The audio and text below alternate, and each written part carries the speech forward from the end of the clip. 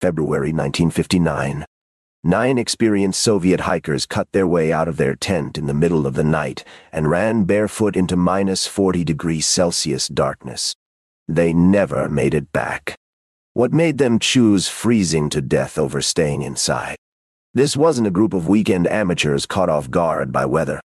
These were trained mountaineers from the Ural Polytechnical Institute, led by an expert trek leader, on a route they'd prepared for months.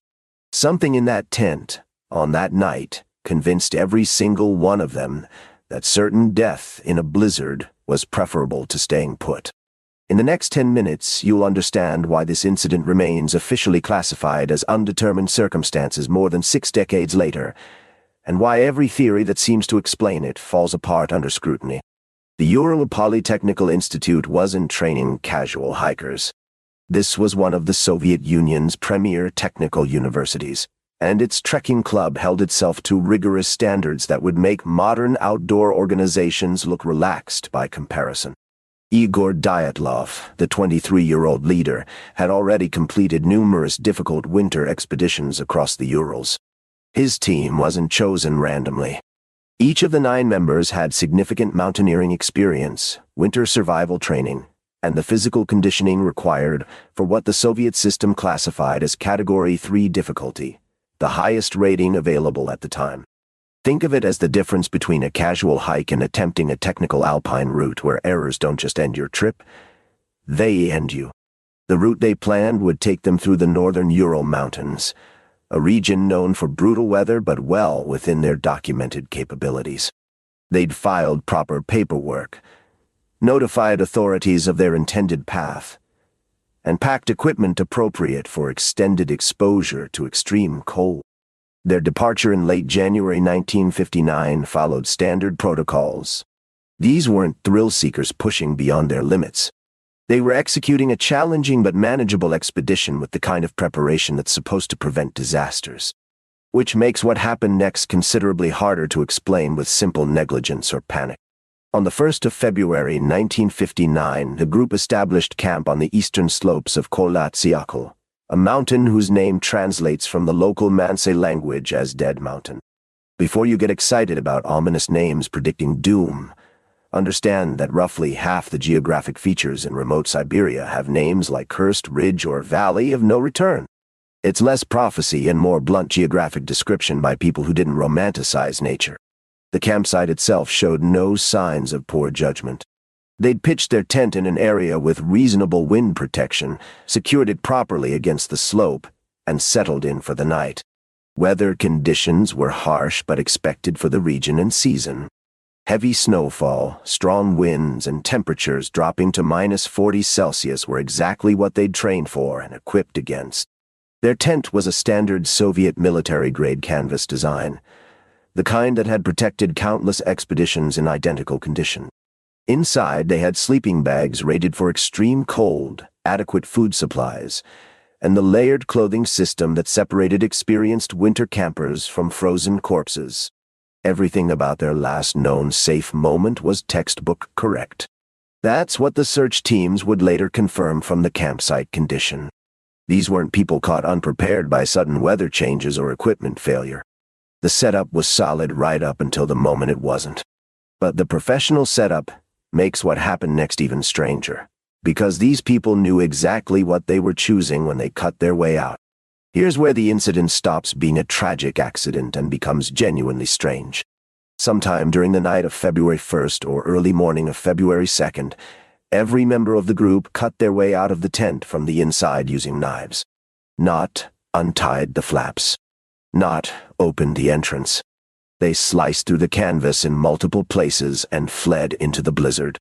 The tent was later found still partially standing, anchored to the slope, with their boots, coats, and most of their cold weather gear still inside. The group ran downslope, many of them barefoot or in socks, some in only underwear, directly into conditions that would kill an unprotected human in minutes. These were people who understood hypothermia better than most modern outdoor enthusiasts. They knew exactly what happens when you expose bare skin to -40° winds. They'd lost friends and colleagues to cold before. This wasn't panic-erasing knowledge.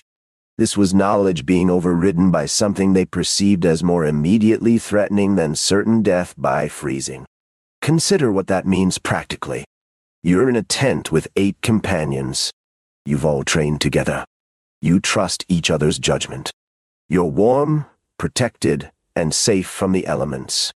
Something convinces all 9 of you simultaneously that cutting through your only shelter and running into lethal cold without adequate clothing is the better option. Not one person argues. Not one person stays behind or tries to grab their boots. Everyone commits to the same choice in seconds. When the group failed to return on schedule, search teams deployed into the northern Urals. What they found contradicted every standard pattern of death by exposure. All 9 hikers were eventually located, but not together and not in ways that suggested simple hypothermia. The first 2 bodies were discovered near the tree line, approximately 1.5 kilometers from the tent, partially dressed and showing signs they'd attempted to build a fire. 3 more were found between the forest and the tent, positioned as if trying to return to the campsite. The final 4 weren't discovered until May when the snow melted. They were in a ravine, further into the forest. And this is where the evidence gets genuinely odd. Some showed what the Soviet investigators described as significant internal injuries, without corresponding external trauma. We're talking broken ribs, skull fractures, injuries consistent with high-impact force, but minimal external bruising or wounds. One was missing her tongue, eyes, and some facial tissue, though this was likely scavenging by local wildlife over the months before discovery. The clothing distribution made no sense either. Some of the later victims wore clothes cut from those who died earlier, suggesting they'd survived long enough to attempt salvaging warmth from the deceased. This indicates a timeline stretching hours, with at least some survivors remaining conscious and capable of complex actions long after fleeing the tent. Standard hypothermia deaths don't look like this.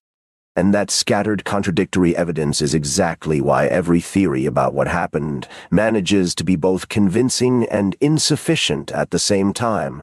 Over 6 decades, virtually every plausible explanation has been proposed, investigated, and found wanting in different ways. Avalanche seems obvious until you examine the campsite photos showing the tent still partially standing and no debris pattern consistent with snow impact. The slope angle was too gentle for spontaneous avalanche, and experienced mountaineers would recognize avalanche terrain. Military testing, perhaps involving secret weapons or low-frequency sound experiments, explains the panic, but not why Soviet authorities would conduct tests on a route with known civilian expeditions and then investigate the deaths publicly rather than quietly disappearing the evidence. Infrasound, where wind across mountain ridges creates frequencies that induce panic and disorientation in humans, is fascinating, except it doesn't explain the physical trauma found on some bodies, or why the group stayed coherent enough to attempt fire building and clothing redistribution. Paradoxical undressing, a known hypothermia phenomenon where victims feel hot and remove clothing, accounts for some evidence. But it doesn't explain the initial flight from the tent. You don't experience paradoxical undressing while still warm inside shelter. Some theories involve animal attacks, except the region's wildlife was documented in winter, and large predators leave distinctive evidence that wasn't present. Each explanation handles a subset of facts beautifully while completely failing to address others. An avalanche explains urgent escape but not the internal injuries. Military testing explains the panic, but not the scattered death sites. Infrasound explains coordinated irrational behavior but not the timeline. The evidence isn't insufficient. The evidence is abundant, well documented, and internally contradictory depending on which theory you're trying to support. The Dyatlov Pass incident has generated a small industry of investigation, speculation, and cultural fascination. Rennie Harlan directed a 2013 film called Devil's Pass for American audiences, released in Russia as the Dyatlov Pass, mixing the real events with supernatural horror elements that probably tell you more about what sells movie tickets than what happened on that mountain. Dozens of books, documentaries, and official reinvestigations have circled the same evidence for over 60 years. In 2019, Russian authorities reopened the case and eventually settled on a specific type of avalanche as the explanation, which satisfied approximately nobody familiar with the details. The incident remains officially undetermined, because that's the only honest answer available. We know who, when, where, and largely how they died. We just don't know why they made the choices they made. Sometimes the most unsettling mysteries aren't the ones where evidence disappears. They're the ones where all the evidence is still there, carefully documented, and it still doesn't add up. Next time you're warm and safe inside shelter during a storm, consider what it would take to make you cut your way out and run into the cold. That thought experiment is the closest we're likely to get to understanding what happened on Dead Mountain.